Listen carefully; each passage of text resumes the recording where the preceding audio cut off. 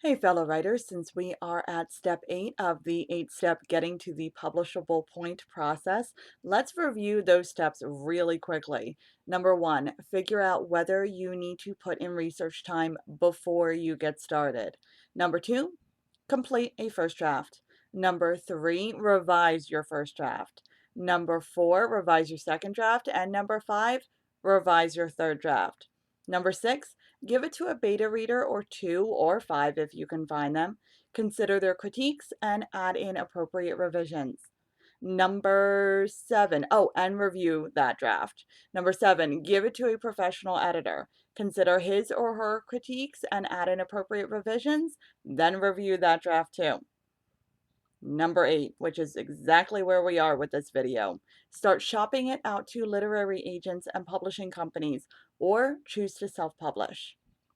Now, most writers at any stage of the getting to the publishable point process are going to be dreaming, or at least have dreamt, about being traditionally published by a big name publishing company.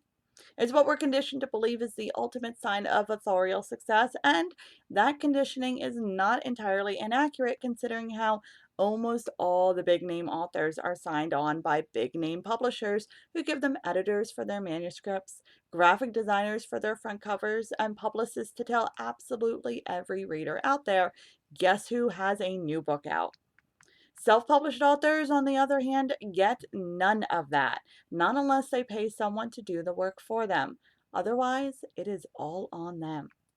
So, knowing that, why in the world would any author or author in the making willingly choose self-publishing over traditional publishing?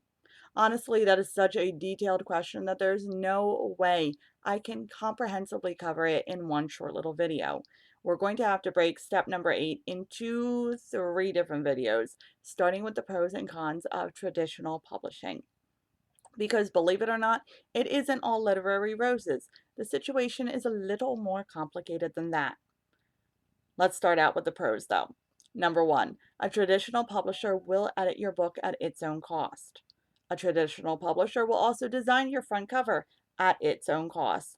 And a traditional publisher will pay you a signing fee and or royalties for any books sold. All of those are amazing qualities, right? Of course. Here are the definite cons though. Getting a contract with a traditional publisher is not easy. Publishers are busy people trying to run busy businesses, and unless your name is already well recognized, loved, and lauded, then you're an automatic liability. You're a risk. It's therefore on you to convince them you're a worthwhile chance. Yet, that's what every single other I want to be traditionally published author and author in the making out there is trying to say. That makes traditional publishers very, very skeptical. Understandably, they're hard to impress. Supposing, however, that you are clever, talented, hardworking, and lucky enough to land a traditional publisher, understand that if you actually go forward and sign with one, you're signing away your rights to your book for at least a period of time. They own it, not you. And that means to a degree, they own you too. Now, here are the iffy areas. There are so many levels of traditional publishing. So just because you get traditionally published doesn't mean you go through one of the big guys that sign on big authors. The smaller the publishing company, naturally, the less money and resources it's going to have to focus on you.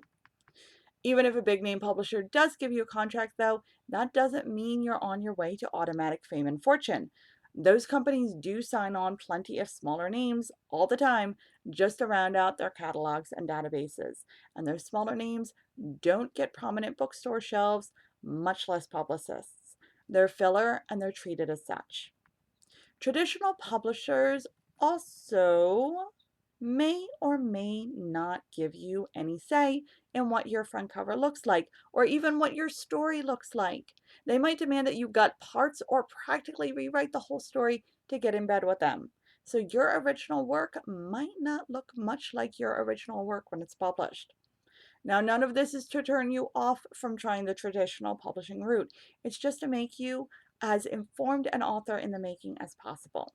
So that's why you want to stay tuned in for next video next Monday to learn all about the pros and cons and iffy spots of traditional publishing as well. All right, on that note, I hope you guys have a great week and I'll see you with next video. Bye now.